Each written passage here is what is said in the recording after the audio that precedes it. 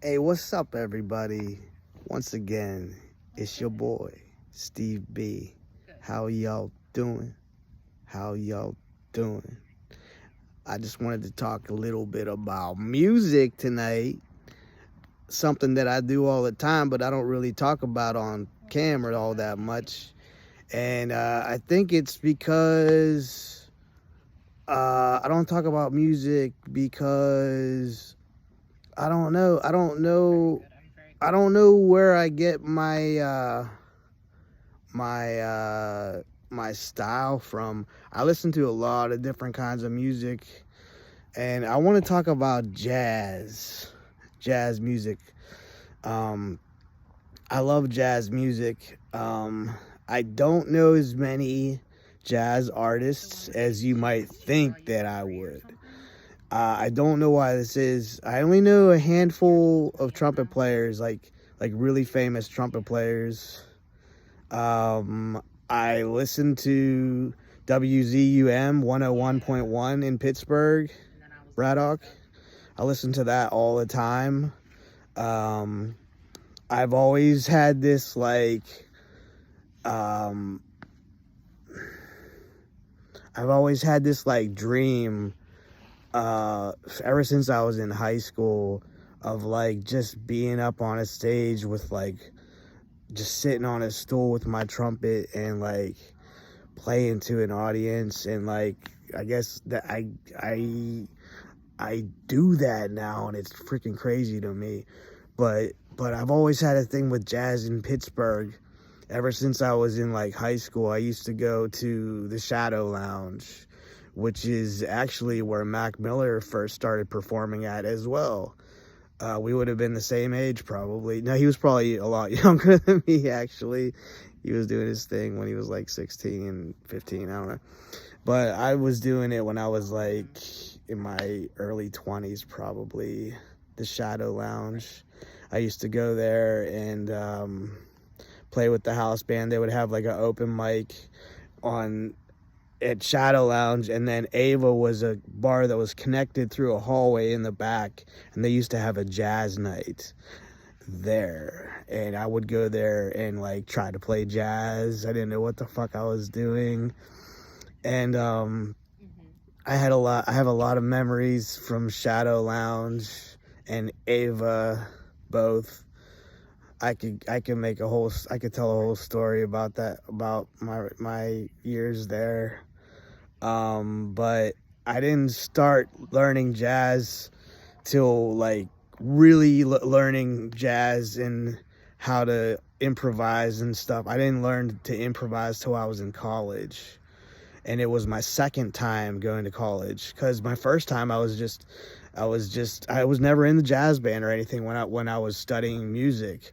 I didn't actually join the jazz band until I was studying psychology at IUP, and that's where I developed my style of jazz and my practice routine with jazz, which is I would literally put on music and just play with it. And I still do that. It's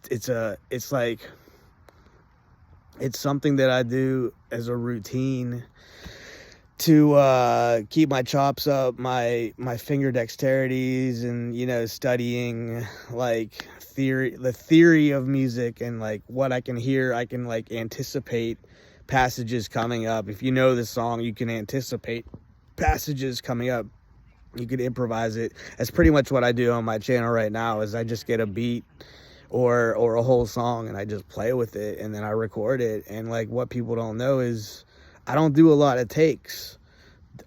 All that is completely improvised. I've been doing it for years, and that's how I get my musical style. That's how I develop my ear. I developed my ear in 2009 was whenever I started doing it, and that's when I joined the jazz band at IUP. That's whenever they gave me the solo chair, and I was so freaked out that I dropped out of school again. And I was supposed to be studying psychology. I wanted to be a social worker, which if you know me and my channel, you know that this is a mental health channel as much as it is a music channel and a channel about me. But it's a mental health channel, and this wasn't the direction I thought this video was gonna go in. But I want to talk jazz though. Let me go back to jazz. Jazz. I don't know how to read charts. I just play by ear. I hope whenever I'm playing jazz, I hope that it has a C sharp and an F sharp. And those are like my go-to notes. Maybe an E. Things are usually in D or B. Same shit over and over again. For like rock uses a lot of the same key signatures, it seems like. So I've gotten really used to playing stuff. But if you want to know the secret to how I play jazz, it's like this. You got to get the motor running. What is the motor? The motor is keeping tempo. You got to keep up with the tempo. You got to be a master at percussion and hearing rhythms, piano, bass, guitar. You got to hear the rhythms. You got to keep up with the rhythms. That's the motor. So the motor is what you got to keep going. The motor, the fuel is air. The fuel is your fingers. The fuel is your face. And you got to keep up with the tempo. 1, you got to keep up with the tempo. 2, you got to know what key you're in. You got to play in the right key signature. You got to play all the right notes. 3, you got to anticipate what is going to be coming up. You got to anticipate a couple notes ahead what you're going to be playing. 4,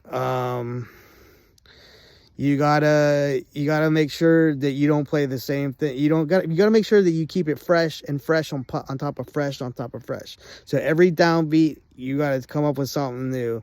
You gotta express an idea. And I like to talk about cadences and expressing an expression of ideas. Cause when you're playing a solo, it's like you say a sentence, and then you gotta conclude the sentence. There's a beginning and an end to every little passage that you play. And this is what you gotta call and response yourself sometimes when you're playing jazz music. And that's one of the tricks, is call and response, finishing your sentences and your cadences, and then ultimately you gotta end with a bang with your solo. That's the ultimate cadence, is ending with a bang. That's the fucking key to a Steve V solo. You know what I'm saying? Anyway, I like talking about music, but I don't talk about music that much because people don't get me, and I like that. I know where my source material is. I know my style, and I'm gonna keep playing that way. So y'all enjoy and have a great weekend.